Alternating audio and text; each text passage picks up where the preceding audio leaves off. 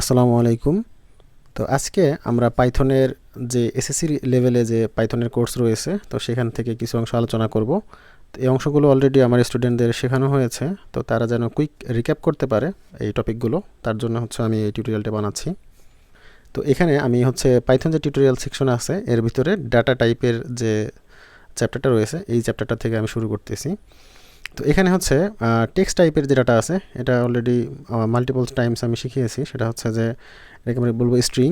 এরপরে নিউমেরিক টাইপসের মধ্যে multiple types আছে, সেখানে আছে ইন্টিজার, ফ্লোট আছে, এবং কমপ্লেক্সটা আমাদের আপাতত দরকার নেই এসএসসি লেভেলে। এরপরে বুলিয়ান টাইপ। তো বুলিয়ান টাইপের মধ্যে আমরা এটাকে বুল বলবো।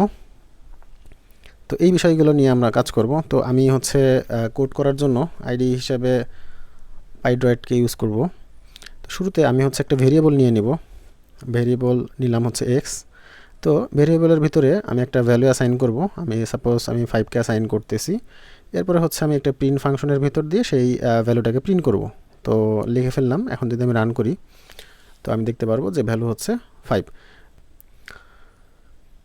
এরপরে আমি চাচ্ছি যে এই 5টা আসলে কোন টাইপের সেই টাইপটাকে প্রিন্ট করার জন্য।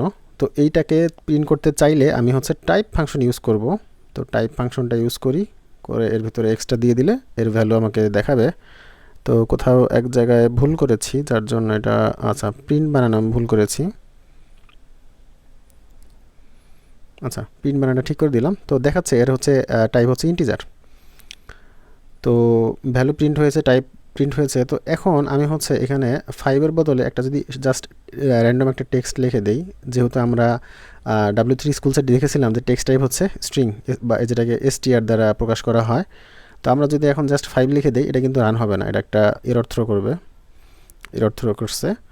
তো এইটা আমরা যদি স্ট্রিং লিখতে চাই সেটা অলওয়েজ কোটেশনের ভিতরে রাখতে হবে। তো আমরা কোটেশন দিয়ে রাখি।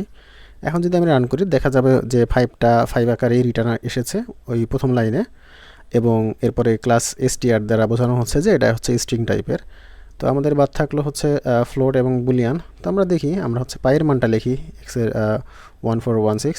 তো একটা জিনিস ক্লিয়ার করে দেয় আবার, সেটা যে x ইকুয়ালস টু 3.1416 এইটা মিন করে না যে x আর 3.1416 দুইটা সেম। আমাদের গণিতে যেরকম আমরা মিন করি সেরকম না, এখানে আসলে x এর ভিতরে আমার এই ভ্যালুটা অ্যাসাইন করা হচ্ছে, অথবা আরও সোজা বাংলায় যদি বলতে চাই যে x এর ভিতরে আমি এই ভ্যালুটা রাখলাম। তো এটা রান করলে আমাকে যথারীতি সেম জিনিস দেখাবে, মানে যেটা আমি x এর ভ্যালু রেখেছি সেটা প্রথম লাইনে রিটার্ন হয়েছে, এবং দ্বিতীয় লাইনে আমাকে দেখাচ্ছে যে ডাটা টাইপ ফ্লোট। এরপরে আমি যদি এটা চেঞ্জ করে আমি যদি বুলিয়ান কিছু একটা দিতে চাই, আমরা জানি বুলিয়ানের স্টেট দুইটা, ট্রু, আইদার ট্রু আর ফলস। তো এটা যদি রান করি দেখাবে যে এটা বুল টাইপের। সো এখান থেকে আমরা মোটামুটি 4টা ডেটা টাইপের সম্পর্কে একটা আইডিয়া পেলাম। এখন আমরা ইফ নিয়ে কাজ করব, এবং ইফের পরে ইফ এলস নিয়ে একটু কাজ করব। তো আমরা একটা ভ্যালু অ্যাসাইন করে দিই এক্সের ভিতরে। এক্স না নিয়ে আমরা এটা একটা মার্কস নেই, একটা ভেরিয়েবল নিলাম যেটা মার্কস। এর ভিতরে আমরা আমাদের ডাটা রাখবো। তো আমি সাপোজ এখানে আমার 85 দিলাম, এবং আমি ইফ দিয়ে চেক করে দেখব যে ইফ এই মার্কসটা 85-এর থেকে 80 থেকে গ্রেটার দেন হয়, অর্থাৎ 80 গ্রেটার দেন ইকুয়াল দিয়ে দিই, মানে এর থেকে বড় অথবা যদি সমান হয়, তাহলে কি হবে, তাহলে সে আমাকে একটা মেসেজ দিবে, প্রিন্ট করবে। কি প্রিন্ট করবে?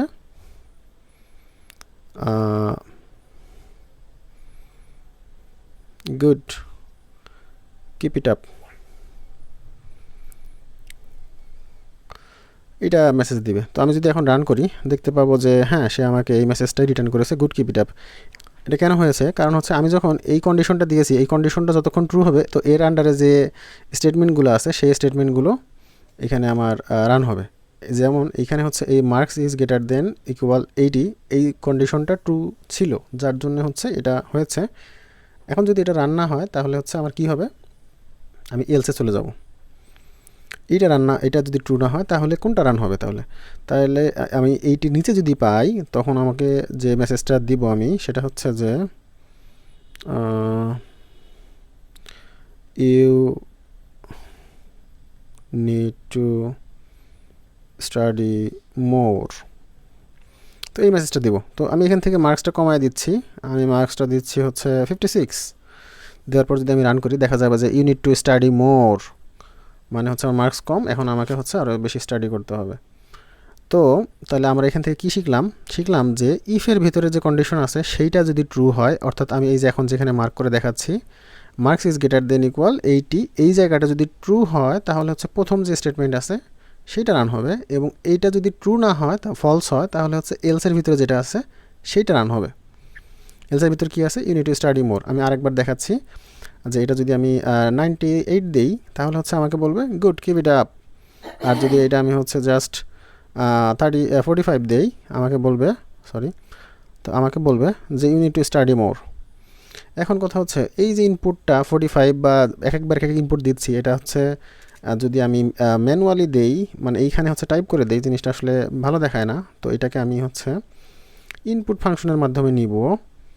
ইনপুট ফাংশনের ভিতরে আমি একটা মেসেজ দিতে চাই যে enter your obtained mark, enter your obtained marks. এই মেসেজটা যার যেরকম খুশি সেরকম দেওয়া যেতে পারে।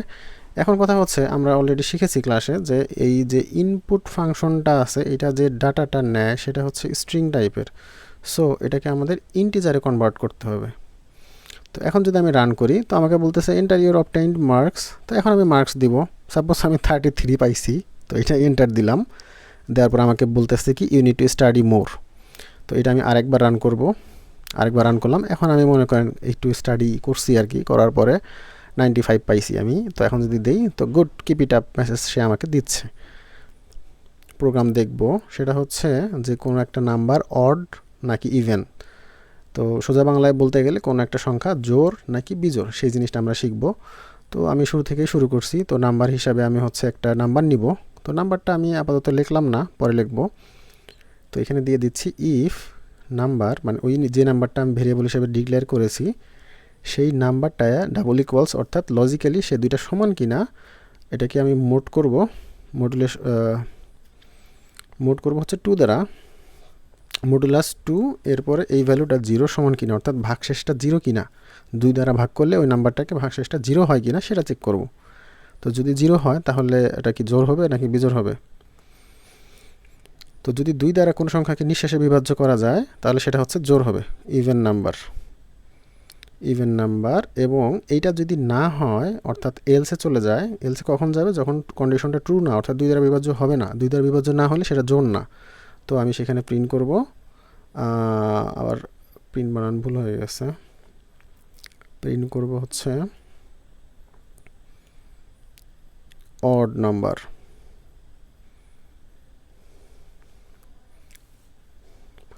তো এখন আমি নাম্বার একটা ভ্যালু দিয়ে দিই, সাপোজ 45। তো রান করলাম, অড নাম্বার বলতেছে। এরপরে হচ্ছে 48 দিলাম, বলবে ইভেন নাম্বার। তো আগের বারের মতো এটাকে আমি একটু ডাইনামিক করতে চাই। এর জন্য হচ্ছে আমি কি করব, প্রথমে ইনপুট ফাংশন দিব। তো ফাংশনের ভিতরে আমি একটা মেসেজ দিতে পারি যে এন্টার এনি নাম্বার দিয়ে দিলাম।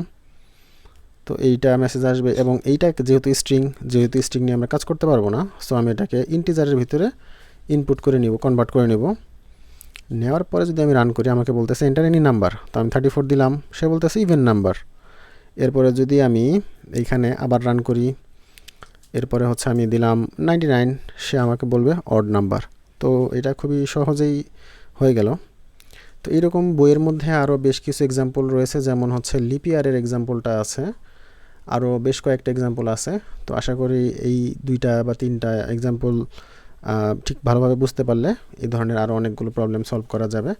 তো আমি এইটাকে আরেকটু অ্যাডভান্স করতে চাচ্ছি, দেখি সেটা হচ্ছে এই যে আমি যে নাম্বারটা ইনপুট করলাম সেইটা একটু ডাইনামিকভাবে আমি আউটপুট করব।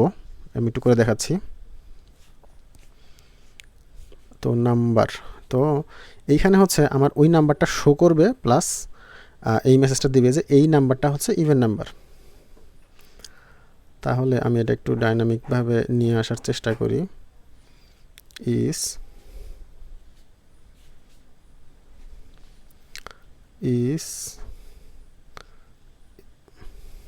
ইজ অড, নাম্বার কথাটা আমি কেটে দেই।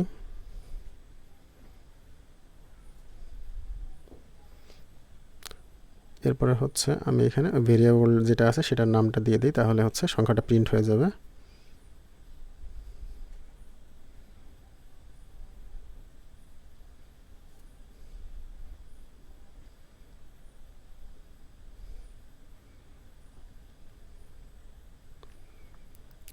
আচ্ছা, এখন যদি আমি রান করি তো আমাকে নাম্বার ইনপুট করতে বলতেছে, আমি 34 দিলাম, তো আমাকে বলতেছে 34 ইজ ইভেন। এরপরে হচ্ছে আমার স্পেস বেশি হয়ে গেছে, যাই হোক। এরপরে যদি আমি 35 দেই তো আমাকে বলবে 35 ইজ অড। তো এই বিষয়টা আমি করতে চাচ্ছিলাম যে আমাকে ওই নাম্বারটা সহ বলে দিবে যে এই নাম্বারটা অড বা এই নাম্বারটা ইভেন, এইভাবে বলে দিবে। তো খুব সহজেই হয়ে গেল। তো আশা করি সবাই বুঝতে পেরেছেন। ধন্যবাদ।